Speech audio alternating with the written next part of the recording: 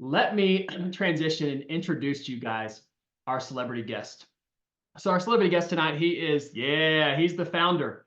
He's the founder and managing member of KRI Partners. He has more than 25 years of significant real estate experience. Ladies and gentlemen, he has done more than $2 billion of real estate transactions. This includes acquisition, management, and financing of various multifamily projects. But to me, what I most admire about our celebrity guest tonight is his integrity is rock solid to the core. So he's been doing the right things consistently for decades. And without further ado, ladies and gentlemen, let's give our celebrity guest a warm Freedom Chasers welcome.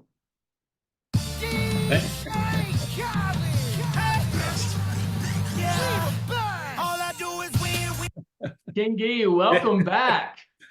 Thanks, man. Thanks so much for having me back. You kill me with these intros. Yes. You make me feel like I'm somebody different than I really am. No, it's thank you. I really appreciate that.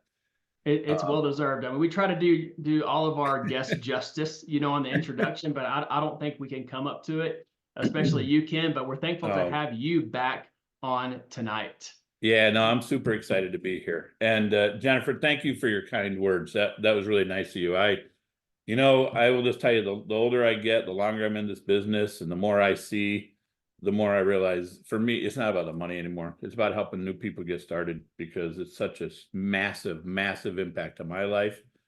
I was a freedom chaser. I didn't know it by name back a long, long time ago. But anyway, I'm just thrilled to be here. And so do me a favor, just open up the floor and let anybody ask any question anytime they want. I just ask that you do that, because I want this to be interactive. I don't want to be talking at you guys for whatever amount of time. And you don't want that either, right? We all have good stuff to share. We learn from each other, and that's what's important to me. That's right. So let's do this, y'all. Let's honor Ken's request. And if you have a question, typically reserve the Q&A to the end of the time. But hey, we can be flexible here. Yeah, so let's make it interactive. Yeah. Totally. So if you have a question that bubbles up, just click on the Zoom reaction, raise your hand, and we'll get you unmuted. Ken, I have a pretty long list of questions I want to fire your way, but we're going to give precedent to you guys. We're going to give precedent to the audience tonight as well. So I'll get this party started, Ken. Not that we haven't already started it, but I think it's appropriate that to know a little bit more of your backstory, right? I mean, you haven't been in the real estate game your whole life. There's a context to and that leads up to your success in multifamily real estate. So how about, could you just paint us a picture of what you were doing in the professional world prior to jumping into real estate investing? Yeah, I'm happy to. And you'll see in a minute why, if you haven't already heard my story, many of you have, why I call myself a freedom chaser, but I didn't understand that I was a freedom chaser back then. I just didn't think of it that way. So I grew up in Toledo, Ohio, got my undergrad from the University of Toledo, moved to Cleveland, where I became a commercial lender, spent 5 years as a commercial lender. Hugely valuable to what is now my career. I went to school at night to a school called Case Western Reserve University, small private school in Cleveland. At the time, it was in the top 25 in the whole country. It was a really good school. So I got to see the difference between University of Toledo and a top 25 school in a really fast, quick way. It was definitely an eye-opener. But what's important is, when I got that degree in accountancy because I didn't want to be a lender anymore. The reason why I didn't want to be a lender, no offense, Jerry, but what I got tired of listening to people, my clients, say to me is, I don't know, let me ask my accountant. I don't know, let me ask my CPA. I'm like, well, stop. I want to be that person you ask, right? So I went to Deloitte, became a CPA. I worked in the tax side there for 7 years, did it just if there is fun work to do as a CPA, I did it. It's merger and acquisition, due diligence, transaction structure planning. My goal was to save people enough tax on every M&A deal that we offset all of Deloitte's fees, right? That was my goal. And usually I was able to beat it. If you don't know much about big four fees, they're huge. So, but what happened to me, it was there that I became that freedom chaser. What happened to me was my kids were young. This is a long time ago. My daughter, I used to do her middle of the night feeding. And it was really cool, right? Because father-daughter time, everybody's asleep, the house is quiet. And many of you, I'm sure, have kids, so you know how cool that is. Yep. Until I realized, wait a minute, this isn't cool, because it's 3 a.m. and this is my quality time with my daughter. And I said, this is not okay. I thought I did everything right up until that point. Got a good, got a good education, got good grades, got a good job. And now I realize, wait a minute, they're owning me. They're going to own me. Deloitte was a wonderful place to work, but they were going to own me. And my family was going to grow up without seeing me, right? Basically without me. I would be working like a dog. So Yeah. that was when I became the freedom chaser. I didn't think of it that way then, but I said, you know what, I got to solve this problem. Because I don't know what my kids were going to do then because they were too young, but I knew I didn't want to miss it. So I started this process of figuring out real estate. There was no Freedom Chasers Activation Zoom back then. There was none of this stuff back then. So back then I had to go to apartment association meetings and through horribly boring lectures and then try to make friends with the person lecturing because they were obviously an expert and develop a relationship with them and learn from them. And that's really how I sort of learned. So what happened then is over 3 years, I bought 3 properties, 24 unit, 28 unit, and 22 units, right? Nothing huge. And sold them 3 years later for $500,000. And that's when I realized, wait a minute, I thought this plan would work. Guess what? It works. I just made more money on the side.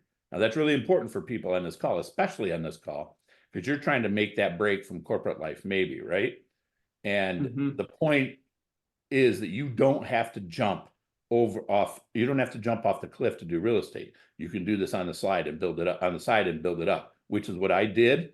It was then that it just became obvious to me, wait a minute, if I can make $500,000 on the side, I need to do this full time.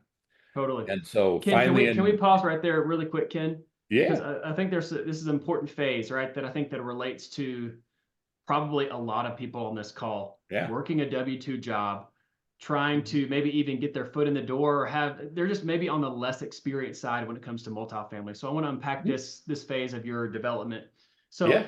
first of all, what advice do you have of aspiring multifamily investors that also have a W-2 job, maybe a family like you had? Like how that they can get their foot in the door? What should that exercise be like, and what kind of action should they be taking in that phase of their journey? Yeah, so what they really need to do, and I did this, I didn't have any help back then, so I probably didn't do it as well as I should have. But I bought my first deal was a 28 unit. But let me tell you why. Now remember, I'm working at Deloitte, 80 hours a week, CPA. I mean, your first allegiance was to the CPA firm, right? Yeah. I rose and went to bed with those guys. So I had to buy a prop. So now I'm starting to think, how can I do this? I want to do this. I got to do this. I can't, I don't want my life to be this way. So I said, all right, I have to buy something big enough that I can have somebody on site helping me because I can't go there and show apartments. I don't know how to fix anything to save my life. But I understood a little bit about finance, right? So now I'm taking what I did know and then what I didn't know, and I had to put the pieces of the puzzle together. I couldn't figure out how to make money in 1-to-4s because they just seemed too small to me. And then I would have to figure out how to lease it and everything else.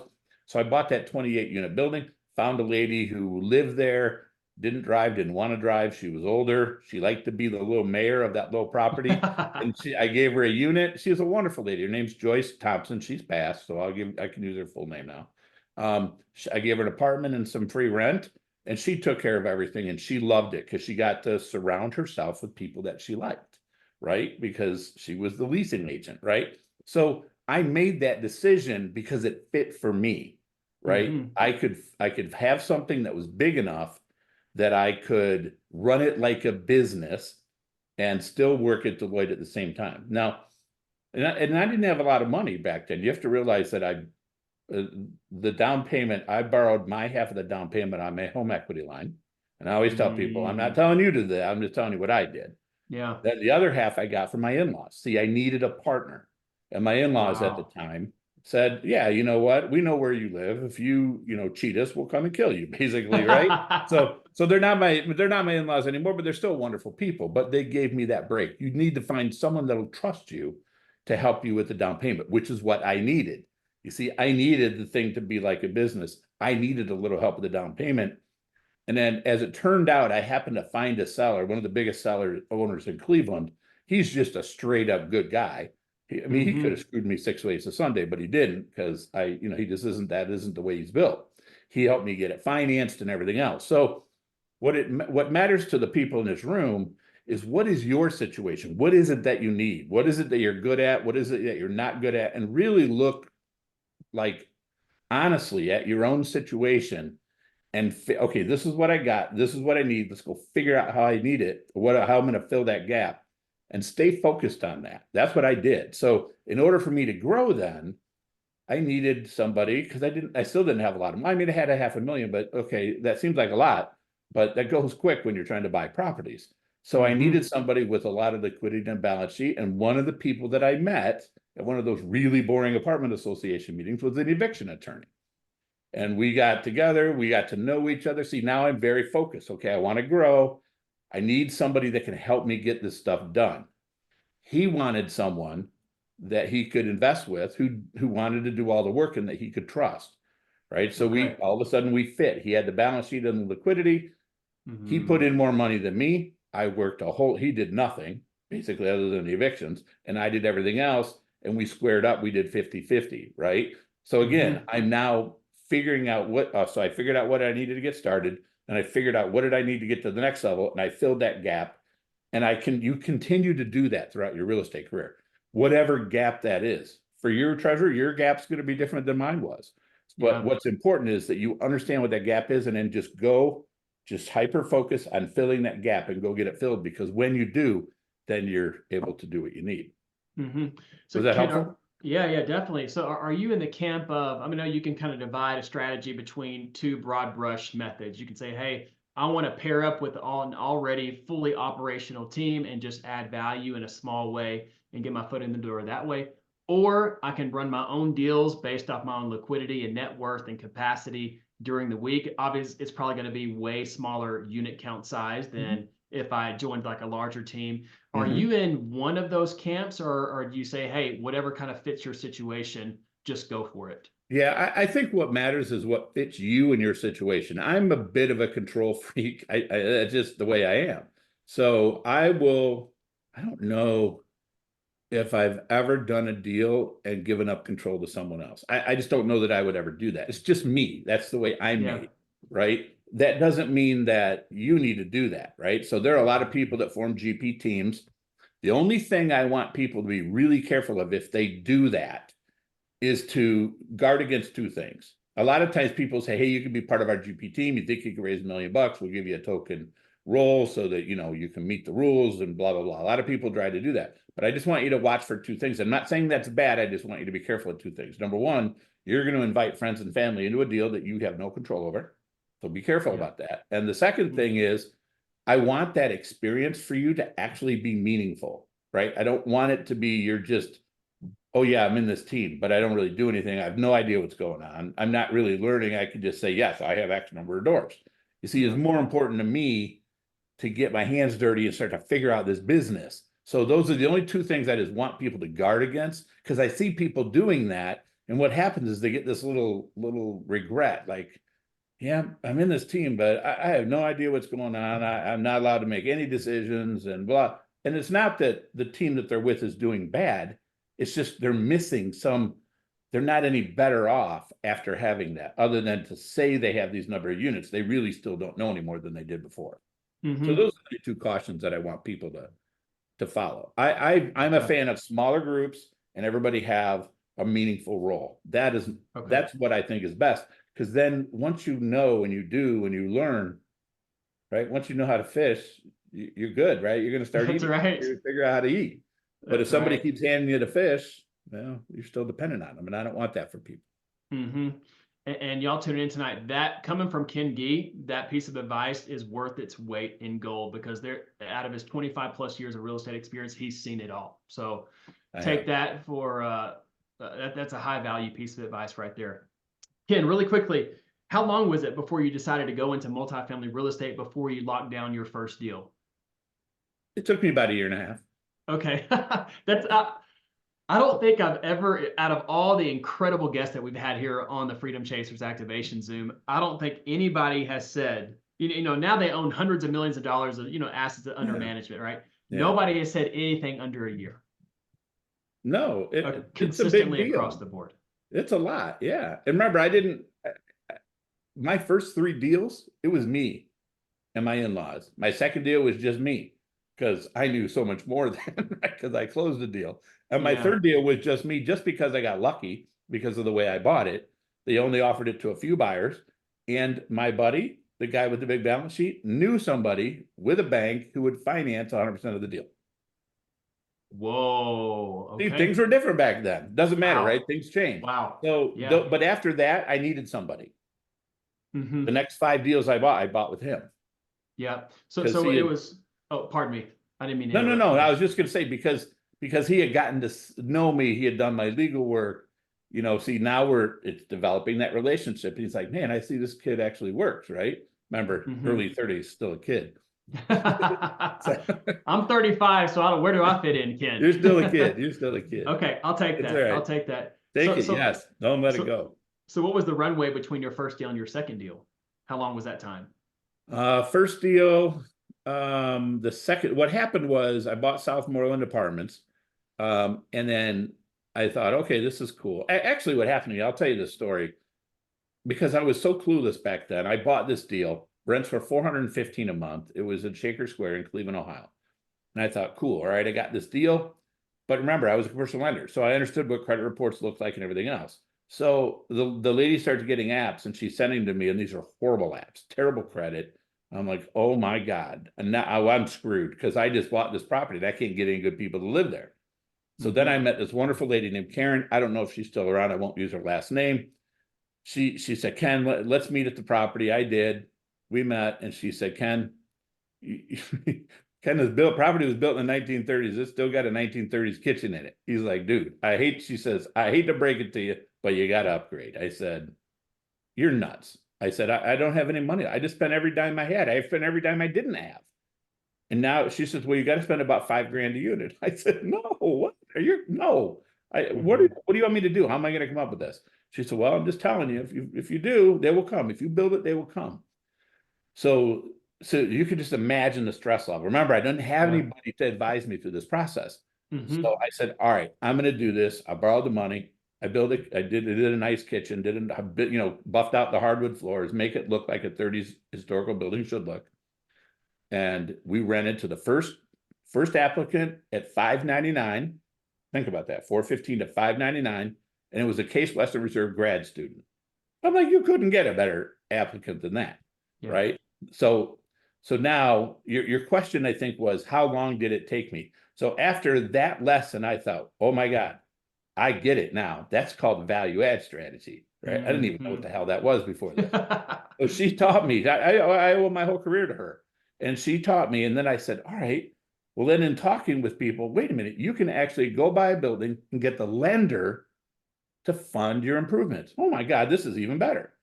This is awesome. So my second deal, I don't remember. It was no more than, it was definitely not a year. It was somewhere from 6 to 12 months. It took me to lock down that second deal. I canvassed every single person in the neighborhood. Sell me your building, sell me your building, sell me your building. Wow. I mean, they got tired of hearing from me. One guy said, all right, I'm ready. I'll sell it. So I financed it that way. I go in, renovate the unit. The lender would show up, inspect the unit. I would show them the lease. I would show them that I'm getting my promised rent. They would disperse the money to reimburse me for all these improvements. That was my second deal and my third deal. I just told you. It was a development corp I bought it from, and they only wanted to offer it to good people in the neighborhood. So they literally offered it to 5 people. I wasn't the highest, but the highest bidder, I don't know, he must have done something to make him angry. They said, here, Ken, it's yours if you want it. They said at 715 was the number that I had to hit. I said, okay, I'm in at 715. Well, the reason that banker was willing to do 100% financing was because it appraised at $1 million. Oh, wow. So he's like, my loan to value is all I care about. Basically 70% loan to value, I'll do the whole thing. So those are my first 3 deals. So then I sold them. So that would have been, I sold them in January of 2000. So it would have been January of 99 when I bought it. Because I literally waited a year and a couple of days because I wanted capital gains treatment, right? Yeah. So I did all that in probably 2 years since I bought the first one, something like that. Okay, awesome. So you cashed out on those 3 deals. You made $500,000 on the side. And it was at that moment where you said, bye-bye corporate world, right? No, I didn't say that yet. I said, oh, okay, excuse me. I've got to do this. I've got to now focus on doing this. So I made the decision to work toward that. And so I started down that process. It wasn't until I bought, I think the next set of buildings, and I could be wrong on this, but I think I'm right. We bought 5. So now I sent out postcards to everybody. You want to sell? You want to sell? Well, this wonderful guy, his name is John Gordon. He owned 5 buildings in that same area, but he was dying of cancer and he had to sell the buildings. He's like, I'll make a deal with you. They're all run down, and that was the first set of buildings that me and this attorney bought together. And so so after we bought those, then I said, okay, now it's time. Okay, cool. So I have a question about that. And just so everybody's aware, we've had quite a few people roll in, Ken, since we started our back and forth. And so we changed the dynamic up, y'all, a little bit. So usually we reserve the Q&A for the end of the time. Actually, we're going to just interweave it. So if you want to ask a question in the middle of our interview, just raise your hand and we will unmute you. So feel free to fire away at any point in this interview. But Ken, what would you say are the certain metrics that, Freedom Chasers, what certain metrics that Freedom Chasers, they need to evaluate while they're working their W-2 job and have their real estate running along the side, where they can say, okay, check this box, check this box, check this box. Now it probably makes sense for me to leave the corporate world and go full-time as an investor. Yeah, I think it has to be when you believe that you can make enough money in real estate to make ends meet. And it's going to be different for everybody. Remember, I had some money in the bank left over from my big profit, and we had just taken over those 5 properties, and I felt very comfortable. I mean, those 5 properties, we made $1 million on them, right? So I felt, when you start to feel and see that momentum, you just kind of know it. Okay, now I'm comfortable, and I'm going to do that. Now, remember, I manage the properties. So now I'm collecting management fees. So you see your fee income starts to kind of take care of the bit of your basic needs, and then you're able to move forward. So that's what it was for me. Okay, outstanding. And I mean, obviously your business has developed quite a bit since the early 2000s. I mean, I understand you're fully integrated from top to bottom. What would you say is the critical milestones or the critical benchmarks that have contributed to the evolution of your business from, let's say, early 2000s to today? Yeah, what are the critical milestones? Well, 07 and 08 really put a wrench in it. I'd say 09, 10, right? Remember the financial crisis? Yeah. And that part of my life, I actually got divorced at the end of 07. That sucked. But the divorce and the financial crisis all came at the same time. So I kind of had to take a break there, right? You just have to. You don't buy stuff in the middle of a divorce. That's just not a very smart move. And you weren't getting anything financed anyway. And I was hyper focused on my children after the divorce, because I hope none of you ever go through that process, but you don't know how your kids are going to be through that process. So I really committed. When I say a milestone, there is a break. If you look at my track record, it's on our website, you'll see a break. And I get that question a lot from brokers. Why did you take a break? Because I was hyper focused on making sure that my kids didn't hate me going through that divorce. And we have a wonderful relationship with my kids because of that. And then we got rolling again. So that I'd say is a big milestone. And then once I actually started raising money. So I was in business about 10 years before we started taking outside money.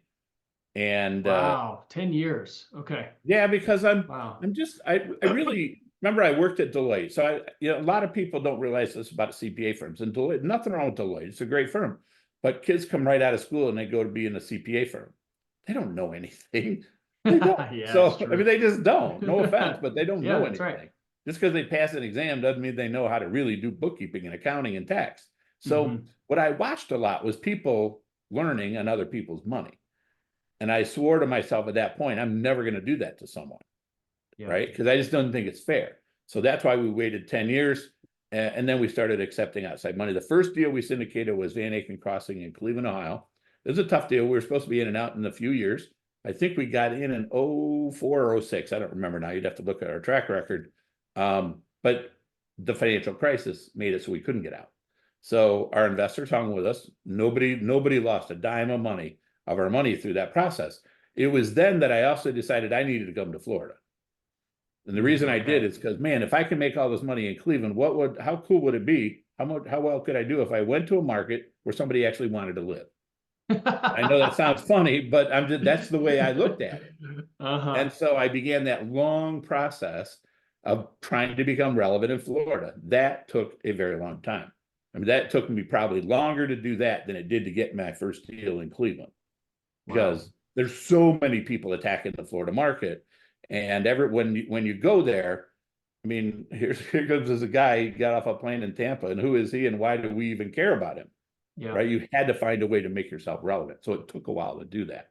So that was a huge milestone, because what happens, what you learn is when you're investing in areas that people recognize, people want to be there, they know it's growing, there's exciting things. It is one hell of a lot easier to raise money for a deal in a market that people can really understand. If you say, hey, I got this awesome deal in Cleveland, most people don't get super excited.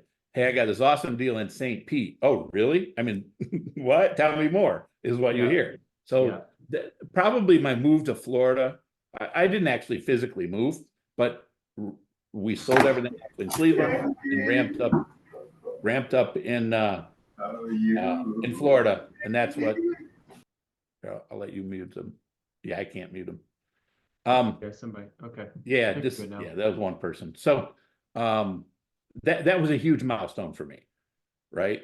And so then the last milestone for me was when I really just decided, you know what, I really am comfortable doing what I'm doing now. And now is the time that I am comfortable enough that I can really open this thing up. And, now we have probably 300 plus investors. Wow. We've raised $40 million. And now we're just, you just kind of feel when it's right.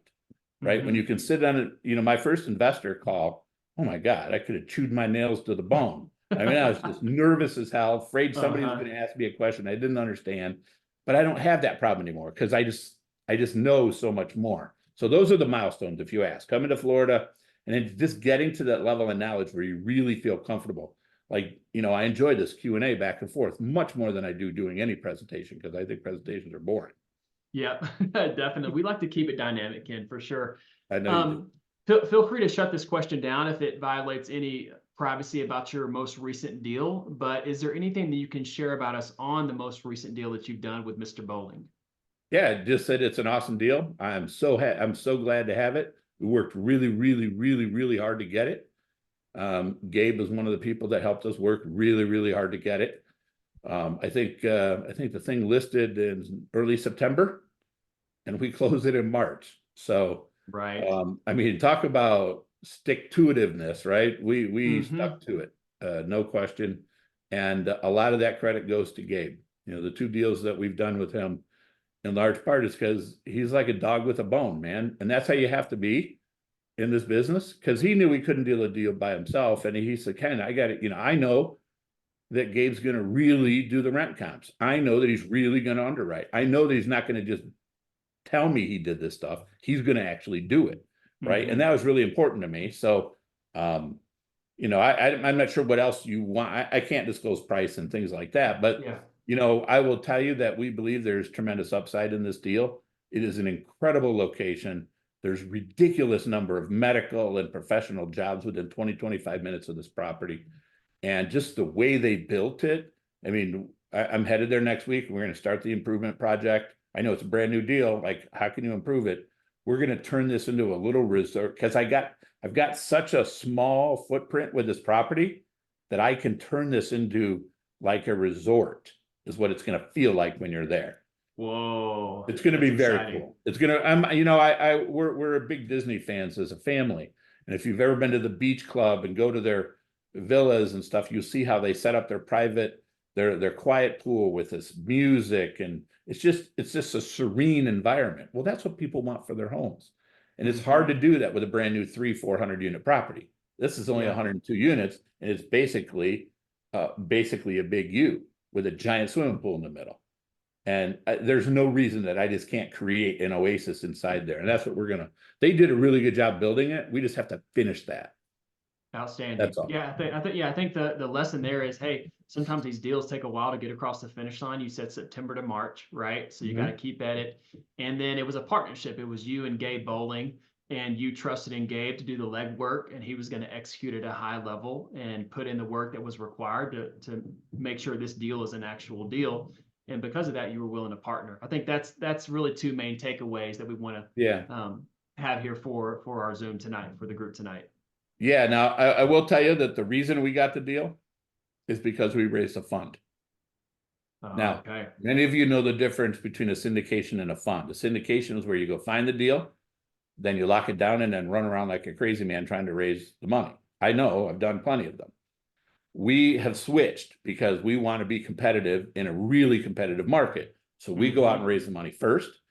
And I'm telling you, as I'm sitting here, that is the reason we got the deal. That coupled by, lest anyone think that I am a huge, every time I talk to somebody, I talk about protecting your personal reputation. We closed a deal with another broker in that firm. And I told that guy the moment I said, this will be the easiest deal you've ever done. Well, it was so easy for him. He showed up on the wrong day for due diligence. I told him, I said, dude, you don't need to worry. This deal is done, right? Brokers appreciate that. So now when I had this deal, who do you think they called? That guy. Tell me about what happened with Ken. What was he like? Did he do what he said he was going to do? Oh yeah. How did he deal with problems? Because there's always problems on a deal. And how do most people solve problems? We want more money off. We want more money. So you can't do that. Not when you have a trail of people behind you, right? You have to be ready to close. And so they knew that we had that whole equity raise risk was off the table. We just came in as a really strong buyer. And that, I mean, it's hard to take down a brand new property like that.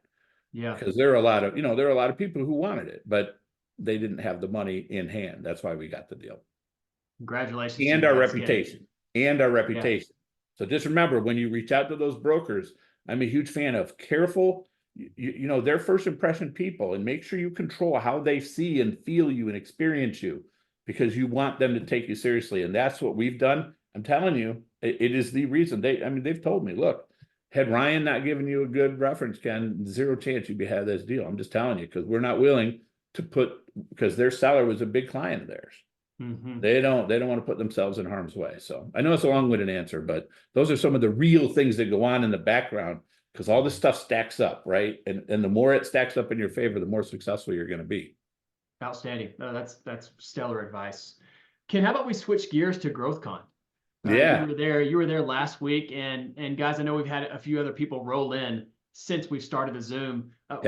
Feel free to raise your hand and ask any question you want throughout this whole time. Yeah, I mean, eventually I'm going to stop talking and we're going to officially say, hey, this is the Q&A time. But actually, right now is the Q&A time as well from the audience. So, Jennifer, I don't know, you mentioned you wanted to get Ken Gee's feedback. I want to hear what Jennifer has to say too. What do you got for us, Jennifer? So let's get you unmuted here. Listen, it's my second GrowthCon, and I'm always amazed at the energy that's at GrowthCon. And I really wanted to see it. Ken, I didn't know you were there, man. I would have chased you down and found you had I known. I didn't know. Because, you can't tell. It's just so many people. You can't, if you don't pass by people, you don't always run into them, And I was looking for you and Dennis Maynard. That's what I was looking for. You know what I mean? But I didn't was see Dennis there? But I don't know. I don't think so. I didn't know you were there. So he could have been. But anyway, no. The thing that's really like what I get out of this is it always reminds me, like, stop being afraid. When I'm a freedom chaser. Well, I'm what they call fired, right? So I'm financially independent, retired early. Right. But it's one of those things. But I ain't rolling around in it either, okay? Like Ken is over there. Okay. No. We're all still working. Don't worry. But it's so exciting because you go and the quality of people you see, plus you get so many perspectives, and you walk out of there though, like, one thing I do is I invest with Grant, but the reason I did the multifamily mentor program is because I'm trying to figure out how I want to get into doing it for myself. Because you get that a certain amount back when you're a limited partner, not so much when you're as a limited partner, you're not getting as not much necessarily. But I think that's the biggest piece. Is I learned so much when I go to GrowthCon, because there's such a mix of people, and it teaches you to be braver than you think you are. And I think that that is something that is really important. And it does, like, it does get you to, you know, shake hands and find those credible people, because you're right. There's people who are just all chasers, chasers in a way that is not about what's best for everybody.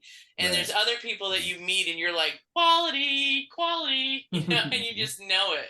And that, so I think that's really, you know, to me is a big deal. Plus seeing all the, you know, all the greats, all the different people that are there, always is amazing. So Yeah. Do you go to the real estate even summit? watching Grant's crew grow, you know, the all the people that work for Grant in the Yeah. last 3-4 years, I've just watched them just blow up and bloom. And you know, you watch them go from really unpolished to super polished. And that's, you know, because they're putting their money where their mouth is too. So anyway, hope that's All right. gave Who you a was your little something. favorite guest? Who was your favorite guest? Do you remember? Well, my history is all about coaching and leadership training and all of that. Yep. And so I loved seeing John Oh Maxwell. my To God, me, he that was was amazing. really huge. But a surprise to me, he's just amazing. But two surprises to me that I did not anticipate was, one, Mike Tyson was so, like, I learned a lot about his fundamental beliefs and how much he had changed and what he believes in now. Yeah. You know, he's learned a lot, and I was like, oh boy, here goes Mike Tyson, right? And then and the last one was the what's his name? The last guy, the the genius billionaire. What's his name? Genius billionaire. He's a genius billionaire, and yeah, he was Was near that the end, Duggan? and Bob Grant Duggan? said, Is that do who me you're a talking favor and about? make sure you give a big cheers. Bob What's that? Duggan? Bob Duggan? Yeah, I'm seeing Yes, Bob Duggan in the Duggan. chat. Hey guys, can I Yes. ask y'all a favor? Jennifer and Ken, Yeah. so y'all mentioned some of your favorite speakers. Can you give us some nuggets from their speech? Yeah, let For me those of let me us that try. weren't there. So I wrote down the speakers because I'll never remember. Tucker Carlson led off. It's really interesting to see people outside of their media presence, right? They're very, very different than what you see on TV. What was interesting is he spoke most about constantly getting kicked in the teeth. When you're in the media, you get fired on a regular basis. You don't think about that, right? You think, oh, this guy's top ratings, Fox News, blah, blah, blah. But when you hear him talk outside of that, it doesn't matter whether you like him or don't like him. That's irrelevant. What is important is that how many times he got kicked and had to get right back up over and over and over. I don't even, he didn't say how many times, but it sounds like it's pretty brutal in that business. So that was him. I love John Maxwell. I will tell you that on my way to the airport, I bought all his books and I'm reading them because there's some really good stuff there. He had a saying, all right, you ready for this? And this is really important for the Freedom Chasers. This is something that I actually see. Everybody sees John Maxwell where he is today, where Grant Cardone is today, even where I am today. So here's a saying that John Maxwell said that stuck with me and it will always stick with me. People want to do what you do, but they don't want to do what you did. Oh, wow. Think about that.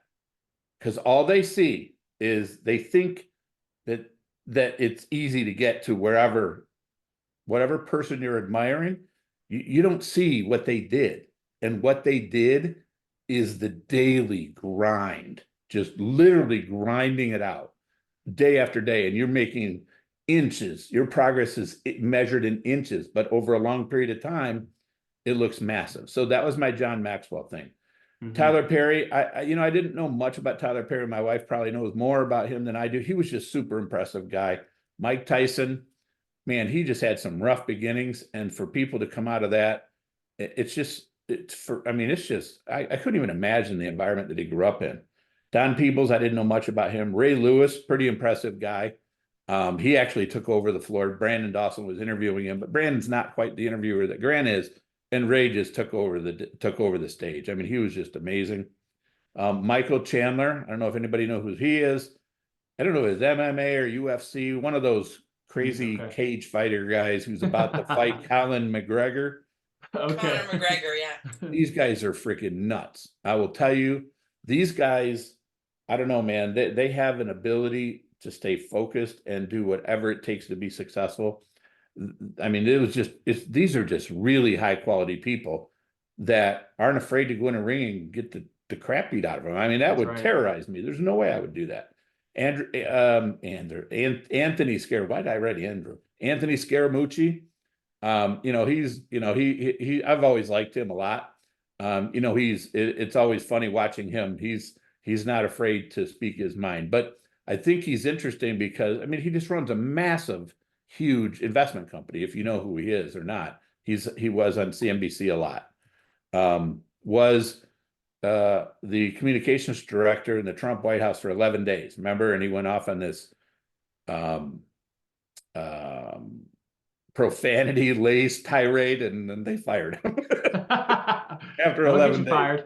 Super smart guy. Bob Duggan, we talked about him. Tim Grover, I don't remember a whole lot about him. Marissa Streit, I had no clue who she was. She has what was her company? Her company is Paymer U, I think is what it's called, and it's a way to help people homeschool their kids, and it's become a huge business. Just a super impressive woman to listen to. Peyton Manning, it's Peyton Manning, all right. Just super well polished guy. I don't know, whatever you think of football players, sometimes when they interview them on TV, the basketball players, they don't sound that well spoken. Some of these guys are just, man, they're polished. I mean, I wish I could speak half as well as they do. John and Pete Najarian, do you know who he is? They're the options trader guys in CNBC. Just super smart guys, both played in the NFL. Wow. And converted to options traders. And they're trying to find a way to do a deal with Grant to bring this whole options trading thing out to the world. And then they finished up with Arnold Schwarzenegger, which, I mean, he's just an incredible guy. When you don't, he came here, I think, from Austria, right, Jennifer? I think it was Austria or Australia, one or the other. Austria, yeah. Austria. And at the time, his goal was to be a movie star and to be a bodybuilder and to do something. And everybody's like, whoa, you don't even speak the language. Like, get out of here, you idiot. There's no chance. You have zero chance. And he just ignored all of that. And despite all of that, he met all of his goals. It's just, again, more of this, people just stay focused. They ignore all their shiny objects. They don't care what people say. They don't care how much they get beat down. They're like, I'm doing this, I'm doing this, I'm doing this, and you're not going to stop me.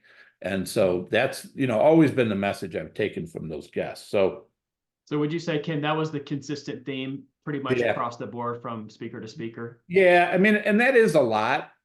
It's just interesting to hear. Again, you see these people where they are. Last year, I got to see Robert Herjavec. I got to see Tom Brady. I got to see Kathy Wood. I got to see these people that are just at the top of their, and guess what? Tom Brady's talking about how at Michigan, he didn't think he was going to even get a chance. Wow. And his coach said to him, his personal coach is like, dude, you're going to get one chance and you better make sure you nail it. And he did, right? Like, imagine Tom Brady not getting a chance to play. Like, in college.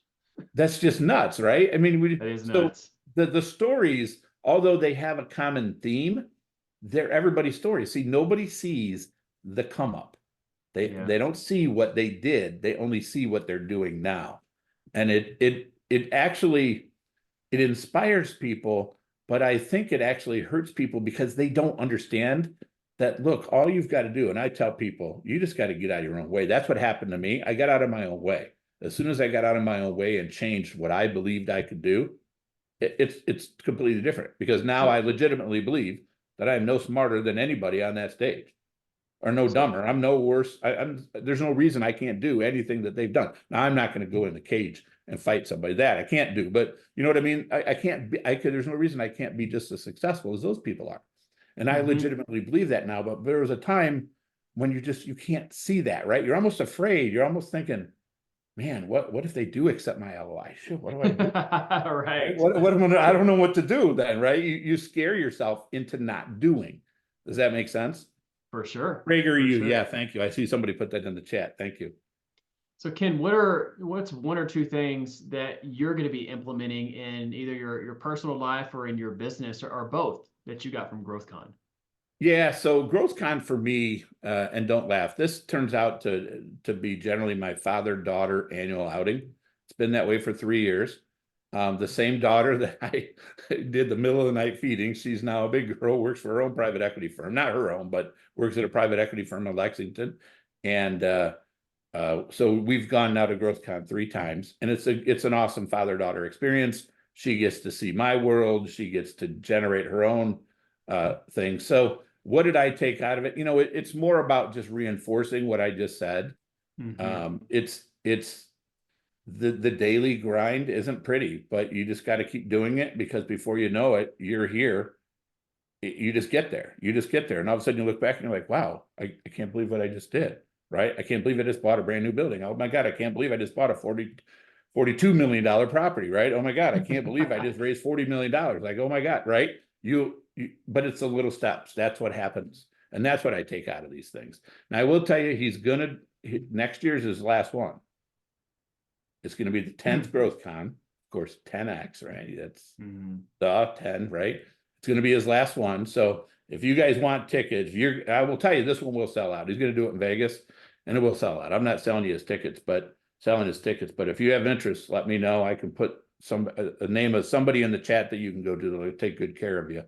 And I'll do that if you're okay with that. I just know that I'm this cool thing. with it. Oh, thank you, Ken. I Yeah, appreciate I it. just know it will. So there, call Stephanie. She'll hook you up. There's her phone number. I did ask her if that was okay. Anyway, that was GrowthCon. I think we'll go next year. I don't know yet. Vegas isn't my favorite place. It's kind of, I don't know. A lot of people disagree with me, but for the last one, I don't know. I just know my daughter's going to talk me into it again. I just know she will. She's got those heartstrings right there, Ken. She knows how to play them. You know what it's called? You know what this is? What's Your kids have you wrapped around their little finger. There it is. There it is. That's what they do. So, Ken, I'm going to announce this again one more time. And maybe this will help, get some more engagement from the audience. But now we have officially entered Q&A time. I still have some more questions, but want to defer to you guys for sure. If you want to ask Ken a question about anything, I mean, Ken has done everything at a very high level: deal sourcing, underwriting, capital raising, everything with acquisitions, everything with operations, running a successful business that's fully integrated when it comes to multifamily real estate investing. He can speak to every aspect of the game. So now's your opportunity to engage him directly. If you want to ask a question about GrowthCon, fire away as well. Just raise your hand and we will get you unmuted. We have about 6-8 more minutes. Yeah. Just to Can I ask a question? Can I ask the group here, what is the number one thing that is making it hard for you to get to the next level? Is anybody willing to drop it in the chat? You want them to drop it in the chat? Ken, or speak to you directly? And say, right? I'm just curious if there's, because look, I'm here because if there's anything I can do to help somebody get over some little hump that I had to get over and I figured it out, if I can help you, then it's worth the time that I come here. Financing, right. I see Doug. Lisa, you have? Yes, Lisa. Yeah, I would say funding and market. I noticed that you said that your first market was Cleveland. Would that still be a good market to invest in? Yeah, so some people do invest in Cleveland. So here's what I say about markets. First of all, don't pick 15 markets. Pick 1, 2, or 3 at the most. And learn those markets really, really well. Like really well. So where do you live, Lisa? Well, I live in Sacramento, California, but I wholesale in Cleveland, Ohio currently. Oh, you do? Okay. Okay. Yes. So now are you trying to get into multifamily? I am. Yes. Okay. So what I would encourage you to do, there's not a lot trading in Cleveland because there's just not. It's just not as highly sought after as some of the other markets, but you could take that to your advantage. One, you're going to want to make sure the deals that you get really cash flow, because you're not going to have this, remember, Cleveland is not a high growth town. So it's going to be harder to move rents. But if you're going to focus on Cleveland, you've got to underwrite every single deal you can find in Cleveland, tour every single deal you can find in Cleveland, really network and get to know the guys, Adam Lynch and Burkons, Dan Burkons, and get to know everybody, all those brokers in Cleveland, get to know them really, really well, and tour everything that's on the market. So that when something pops up and you're like, that's Euclid, I know exactly what that means. I love the market or I hate the market, blah, blah, blah, right? That's what you want to do. Just focus, focus, focus. All right. Just know Okay, that the great. market you choose is going to dictate how excited other people will be to invest in it. Yeah, and during the exit strategy. And you have a great coaching program for underwriting. I do. So I was looking into that. So yeah, Okay. I want to get proficient in that. So I'll be Okay. contacting your company to enroll in that as well. Yeah, we're doing a free webinar Wednesday. I don't want to really promote much here, but I am doing a free webinar on Wednesday, right? So sign up for it. Okay. All Oh, right. perfect. Thank Yeah, you. it's free. It's free. We're not selling. We're not selling. It doesn't cost you anything to join. But underwriting is what you have to know, right? Yes. Not just that I'm a lender and a commercial a CPA by background, but this business is all about numbers. If you don't understand the Yep. numbers, you're just going to not have any confidence. You're not going to know what you can pay and what you can't pay. Yep. You're just going to be so nervous because you can lose a lot of money in this business. I'm sure you know that. And if you know your numbers, it gets a lot harder to lose money. I can't say it's impossible, but it's a lot harder to lose money. Perfect. Thank you. Sure. So who said financing? Doug Dean, let's get you Doug. unmuted. Is Doug talking to Jerry? Nope, I probably need to. But being in Canada, Okay. there's all kinds of other rules and regulations if we're investing in the States, and so that's what I'm working on, is trying to figure that out first. You know who I would use the power of this network right here and reach out to Jerry Miles, because Okay. Jerry Miles, I gotta believe, has had that question before, and he'll save you an enormous amount of time. I don't know. I'm not from Canada, so I don't know. I know there's some issues with banks and their ability to actually come after you if it had to or whatever, recourse, non-recourse stuff. But I'm pretty sure Jerry would have a clue. So I would see, that's the power of this network. Yeah. Call Jerry, Yeah. right? He's been doing this a long time. I've talked to Jerry many times. He's a very smart guy. Okay, I will. Jerry, if you want to pop your phone number in the chat, then I'll copy down and I'll give you a dingle in the next couple of days. Yeah, and Trevor, what night is your guys' financing thing that he does? It's on Wednesday, so it won't be this Wednesday because they alternate. So it'll be the following Wednesday. Okay. Yeah, we'll be next Wednesday, Doug. I appreciate the kind words, Ken, and you bring a lot to the community when you come on here. We really appreciate it. So I heard you say, I don't want to promote my stuff on here. No, promote everything you want to promote on here, man. That's what it's for. Right. Well, I will tell you that we're moving into more and more of this investor education stuff, and the reason I am, it's actually twofold. One, I've seen a lot of people lose money over the last couple of years because people just aren't taking the time to really learn the business. And I don't like that, because it hurts me, because every investor that loses money doesn't want to invest again. And that's going to hurt me eventually. I don't want anybody to lose money. There's so much money to be made here. So much money to be made that there's no reason to lose money in this business. And the other reason is, as I've gotten older, right? You're in your 30s. I'm in my late 50s. It is more important now to me that I can help other people do what I've done. I know that sounds cheesy. It isn't cheesy. It is really, you ask my daughter, we've talked about this over the last few days when I was at GrowthCon. And I say to her, Melissa, is my role as your father to help guide you, right? Well, I don't need to guide you anymore, but now I can actually shape a lot of people's lives. So that maybe, when I'm gone, somebody might say, remember I said about the guy that helped me? Yeah. Right. I mean, you saw who did I remember tonight? Joyce, Karen, and the attorney. I'm just not going to name his name because I don't have permission, right? Those people were really important in my coming up and figuring out this business, right? And so that means a lot. And it's my goal that I can help people do the same thing, because I'm telling you, you don't know this, maybe you do, but I did not miss. My daughter played AAU basketball. Nothing like last night's game. Okay, that was crazy. that was one hell of a game. But she played AAU basketball. I got to travel all over the eastern half of the country with her. There is zero chance I would have been able to do that if I was working at Deloitte. Not that Deloitte's bad. There's no way I could have controlled my time like that. My son played baseball, never missed I never missed anything of theirs. And it was Wow. so important to me. And that if I can help somebody else get there, that's why I'm doing this investor education stuff, because you can make so much money. You just have to know a few things. That's all, and be willing to do the work. That's so admirable. Thanks for sharing that, Ken.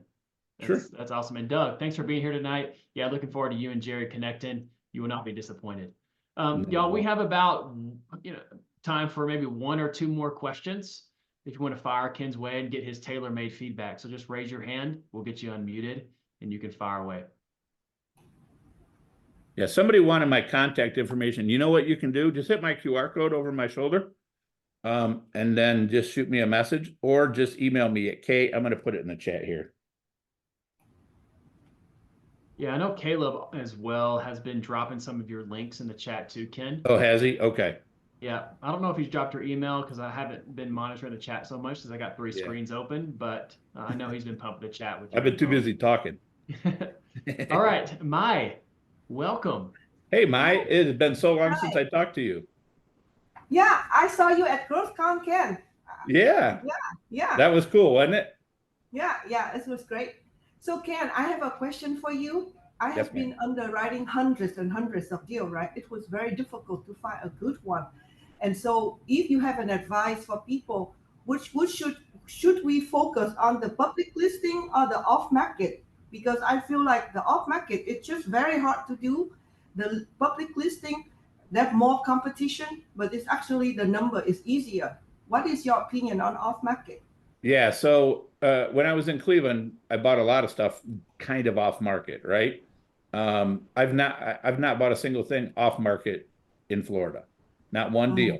I've always done it through a broker. Now, the broker used me, right? I have this guy, he has a fund, it's already raised. He wants to buy your deal, right? He used me to get the deal, but there was always a broker involved, right? There's in Florida, there's just the brokers, I say this all, they're psycho. I mean, you can't outwork those guys, no chance.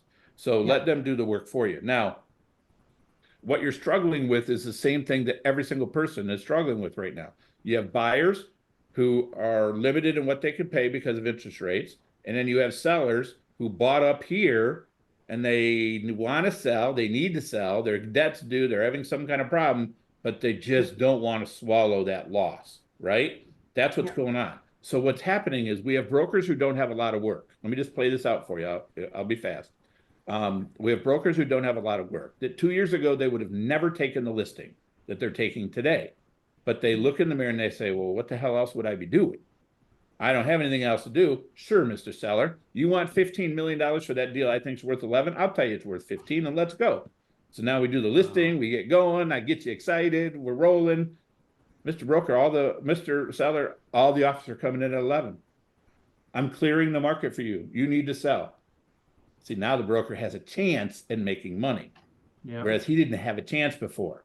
So you ignore that asking price. You do your numbers and you do your underwriting the way it's supposed to be. And that's where you go. If you're doing your underwriting right, guess what?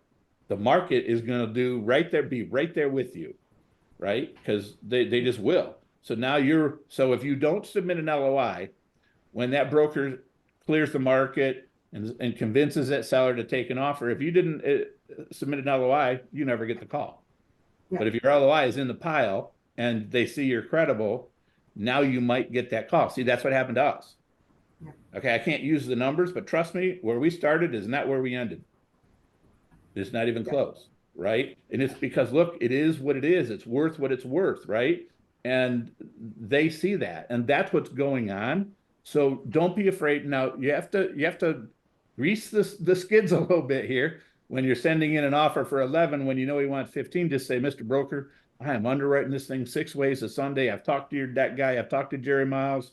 Man, this is where the debt's coming out. You know, I got to cover my debt. I can't put 60% down, 40% down is reasonable. This is where I'm at, right? You lay all this out for the broker, and then you say to him, Mr. Broker, do you want me to submit a LOI? Do you want me to hold it? You know what he's going to say?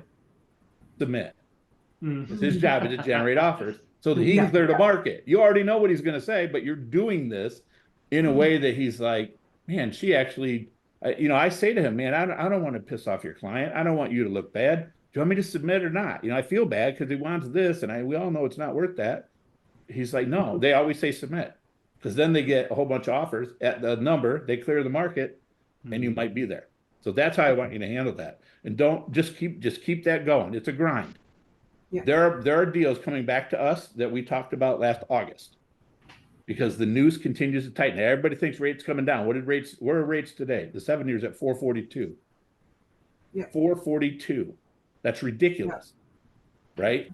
Sellers keep waiting for rates to come down so that they can come down and you can come up, but they just keep getting hosed. The rates aren't coming down, and the time is continuing to get shorter and shorter, and you've got to be there. So what'll happen is that LOI that you submitted in August, they got nothing. All of a sudden, March, hey, Mai, you remember that deal back in August? I think my seller's coming around. Can I get you up $1 million? Well, you're going to say no, but you're getting that call. I'm just telling you, this is what really goes on. You just have to be really, really patient. Thank you so I know much. that was long-winded, but I want you to understand how the system really works, so that you feel good about what you're doing, right? You're not don't just throw LOIs out there, but don't doing any work. Don't do that, because they're gonna see that you're a bottom feeder and you're not really doing the work. Yeah. Thank you. Appreciate it. Great question, Mai. And Ken, thanks for peeling back the curtain on the mechanics of what's going on in the market today and all these different dynamics that make it quite an interesting time for multifamily real estate. It is. It's actually fun. I enjoy it. I love it. I love it. Well, Ken, we have to keep to our time here. It is Yes, 7:16 my time. Before we conclude, we got some announcements. I have a special announcement for everybody, so don't leave yet. And also another thing I would like to ask everybody to do is take out your phones, grab a picture. See, the chat popped up here and covered your face, Ken. Oh boy. Take a picture of tonight. Let's show Ken some love and appreciation on the social media channels, so we can just, I'm going to extend a gesture of gratitude for him taking time out of his evening to spend with the Multifamily Freedom Chasers. So I'm going to grab a picture of Ken on 3. 1, 2, 3. Awesome. Thanks, man. Thank you. And No, Ken, it's always you. Ken, the pleasure really is all ours, and this won't be the last time we see you on a Freedom Chaser Zoom for sure. We really appreciate having you. Love what you're doing. Thank you, Ken. And y'all, Ken has supported us for a while now, and it really is strengthening and encouraging and inspiring. Somebody like Ken supports us in the way that he does, with the Multifamily Freedom Chasers. So, Ken, thank you so much for spending your evening with us tonight. And yes, we will see you down the road shortly.